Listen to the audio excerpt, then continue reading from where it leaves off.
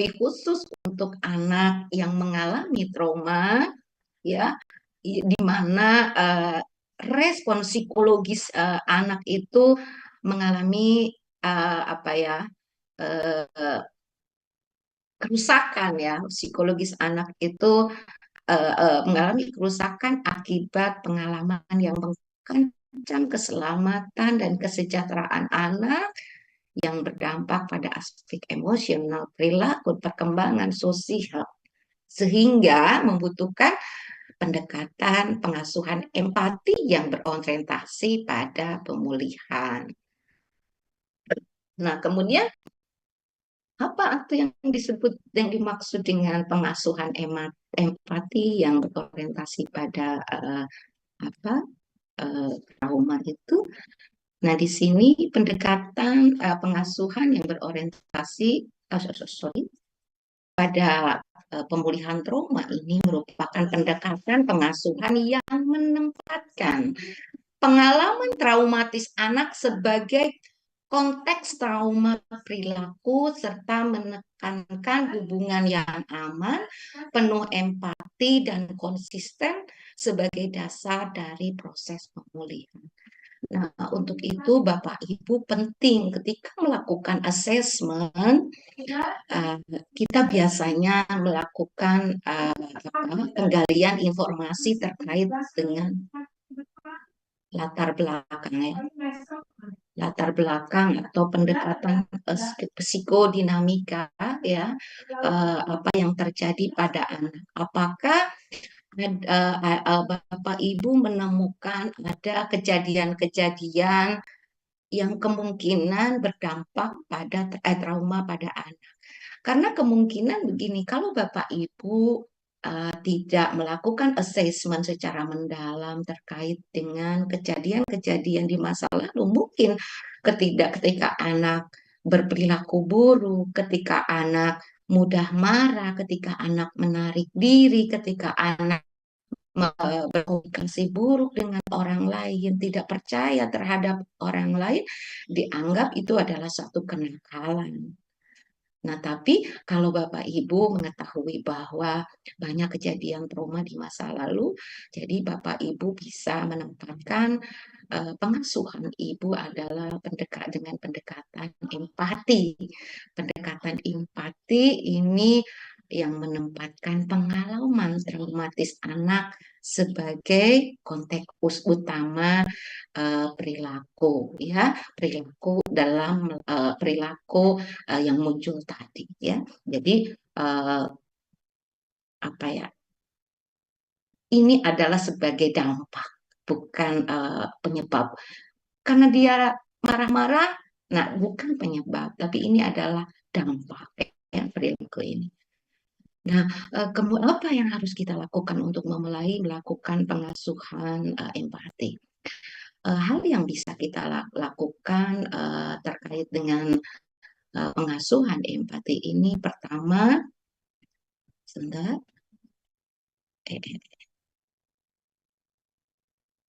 mengedepankan empati, validasi emosi dan rasa aman. Kemudian kita juga penting untuk melakukan, sebentar, ini oke, oke, sebentar Bapak Ibu, mohon maaf. Memahami traumatik pada anak sebagai respon dari trauma bukan hanya sekedar kenakalan, kemudian membantu anak memulihkan regulasi emosinya, percaya diri dan rasa aman, kemudian kita mampu menempatkan diri pada perspektif anak.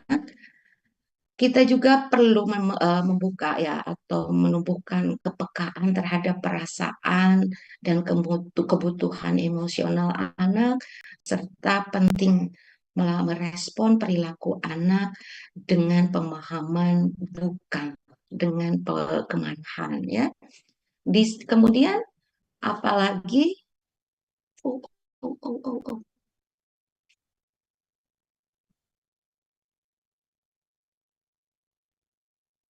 Maaf. Nah, bagaimana melakukannya? Kita penting untuk memberikan kehangatan emosional. Bagaimana menunjukkan kehangatan emosional itu? Pengasuh penting menunjukkan kasih sayang, perhatian, dan penerimaan tanpa syarat. Ya, banyak kita melakukan. eh, Kamu boleh tinggal di sini, tapi kamu tidak boleh ini. Kamu harus melakukan ini. Nah, ketika kita sudah mengetahui bahwa anak-anak ini adalah anak-anak yang mengalami trauma, penting kita untuk memberikan perhatian, kasih sayang, dan penerimaan yang tanpa syarat. Kemudian mendengarkan aktif. Pengasuh penting untuk memberikan ruang bagi anak untuk berbicara dan mengekspresikan perasaannya. Nah, di sini penting untuk melakukan pendekatan demokratis, di mana kita menjadi pendengar yang baik. Tidak hanya harus didengarkan, ya, tapi kita juga menjadi pendengar yang baik. Bahkan kita perlu untuk memberikan situasi apa dan rasa aman bagi anak supaya dia mampu dan mau mengungkapkan dan mengekspresikan perasaannya, ya, memberikan ruang yang aman ya untuk anak berbicara dan mengekspresikan apa yang dia rasakan. Kemudian penting juga kita melakukan validasi emosi. Bagaimana melakukan validasi emosi ini? Validasi emosi ini di mana perasaan anak itu diakui dan dihargai meskipun perilakunya tetap harus kita arahkan. Jadi biasanya anak-anak yang trauma itu memiliki perilaku-perilaku yang seperti kita sampaikan tadi. Eh, Walaupun dia pemarah dan sebagainya, penting untuk kita menghargai bahwa kemarahan itu merupakan dampak dari trauma, ya, trauma kejadian di masa lalunya. Dan kita berkewajiban untuk mengarahkannya. Jadi bukan memarahi atau kita menolak dan tidak mengakui perasaan marah, perasaan kecewa yang dirasakan oleh anak. Kemudian melakukan respon yang sensitif, di mana pengasuh menyesuaikan respon dengan kondisi emosional dan perkembangan. Nah, di sini uh, setiap anak sesuai dengan masa perkembangannya, ya, eh, memiliki cara sendiri di dalam memunculkan reaksi apa namanya trauma atau emosi atau kemarahan. Nah, hal ini kita penting ya untuk meresponnya sesuai dengan perkembangan anak, ya, perkembangan anak. Nah, untuk anak yang mungkin usianya remaja akan berbeda dengan respon yang ditunjukkan pada anak usia anak-anak, ya, apalagi udah remaja akhir. Nah, hal ini kita perlu untuk sensitif ya, melihat perubahan atau perilaku-perilaku yang muncul tersebut eh, apa namanya dikaitkan dengan kondisi emosionalnya. Eh, Biasanya ada trigger ya ketika anak mengalami trauma terhadap perilaku tertentu, manakala di masa depan atau itu di masa lalu, ketika saat ini dia menemukan kondisi yang sama, dia perilaku atau trauma itu akan muncul lebih cepat, ya, akan muncul lebih cepat. Kemudian penting juga kita untuk melakukan disiplin positif. Bagaimana melakukan disiplin positif itu? Melakukan disiplin positif itu di mana kita eh, penting untuk mengajak anak berdialog, ya. Kemudian memberikan keteladanan dan pemberian nilai, bukan hukuman yang keras. Ini adalah salah satu bentuk dari disiplin positif yang bisa kita terapkan kepada anak-anak yang pernah ya pasca trauma, pernah mengalami traumatik di masa lalunya. Oke, ini gimana? Berikutnya, sekarang apa yang harus kita lakukan? Beberapa contoh ya perilaku pengasuhan empati pada saat anak menunjukkan perilaku agresif, pengasuh penting untuk menenangkan emosi terlebih dahulu, bukan langsung melakukan hukuman.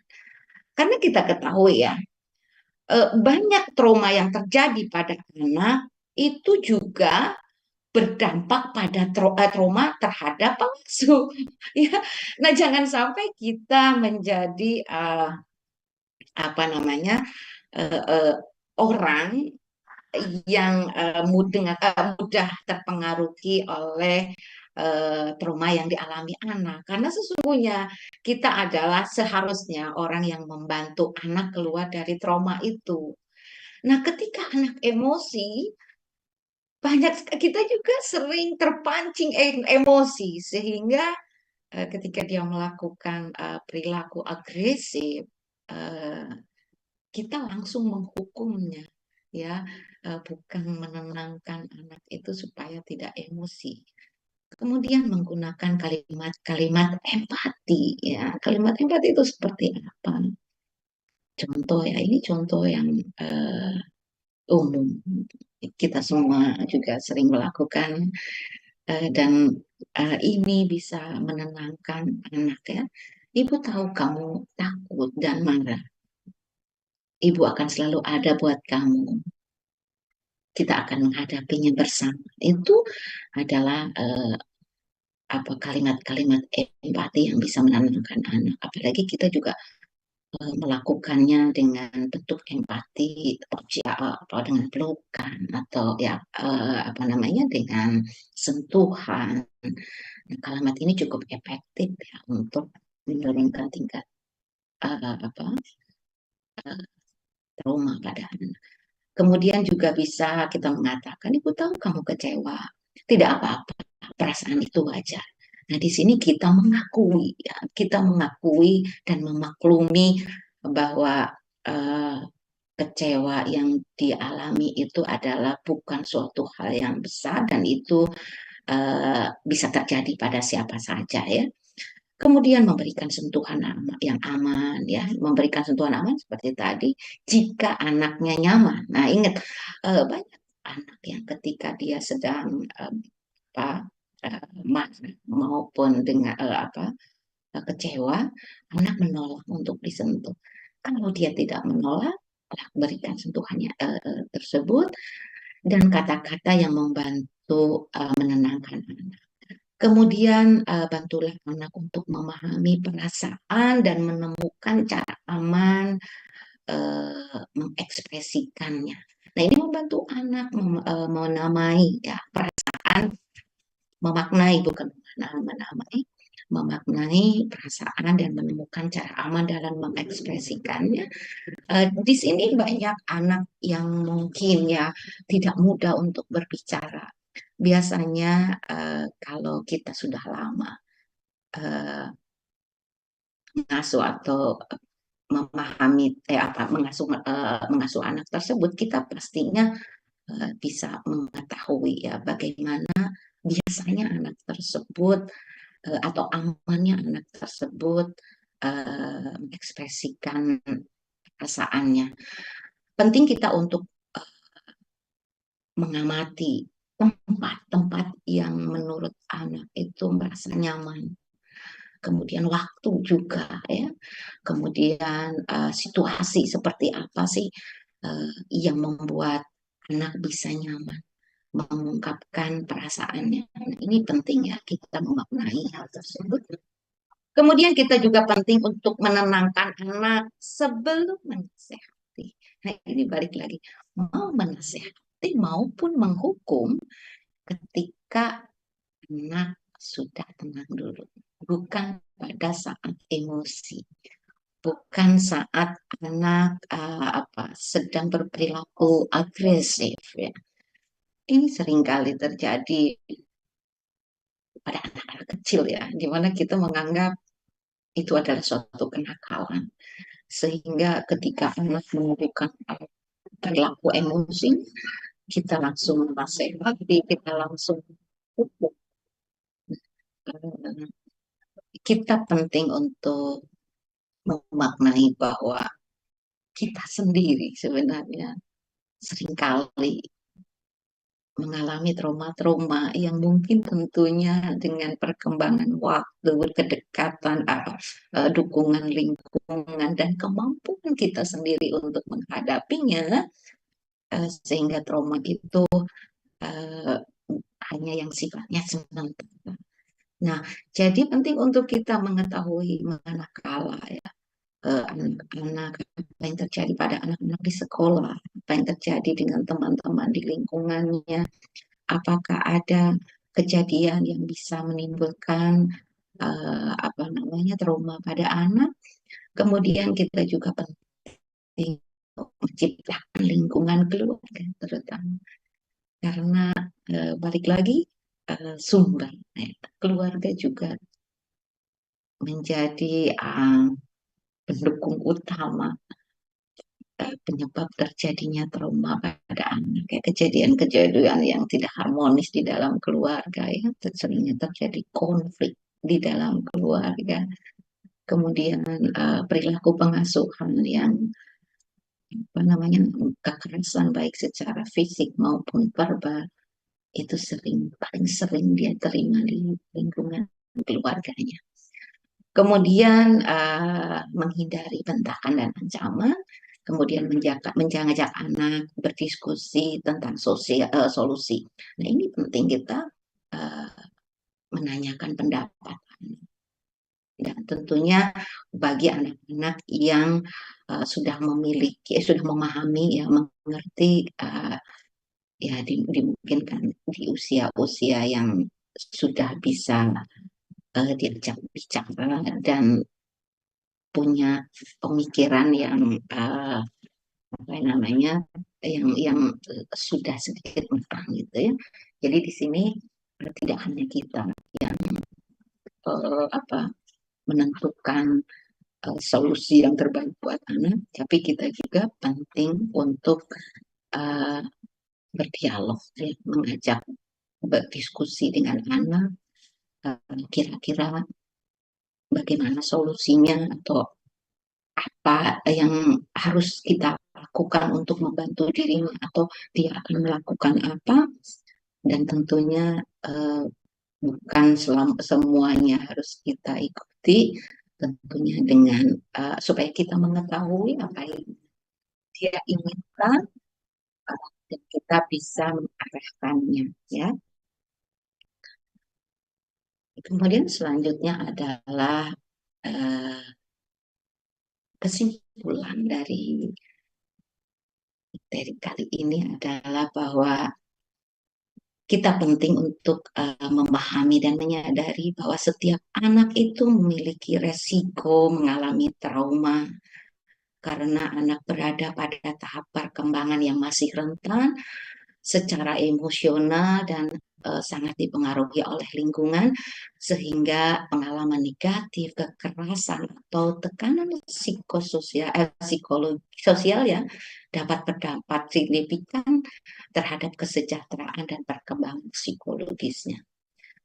Orang terdekat berpeluang besar menjadi pelaku karena kedekatan, karena relasi, karena kuasa, dan tingkat kepercayaan yang tinggi dari anak sering dimanfaatkan untuk melakukan kekerasan, sehingga kerap kali anak tidak menyadarinya, takut untuk melapor atau merasa terikat secara emosional dengan pelaku. Kemudian pengasuhan empati sangat penting bagi anak pasca trauma karena mampu menciptakan rasa aman, memulihkan kepercayaan dan meregulasi emosi serta mendukung proses pemulihan psikologis anak secara berkelanjutan. Baik, Bapak Ibu sekalian, itu yang bisa saya sampaikan. Oh, oke. Tadi sebelumnya, oke. Sebentar, Bapak Ibu. Ini ada, kalau ada Bapak Ibu yang kebetulan ada dalam suatu institusi, ada saya memberikan saran,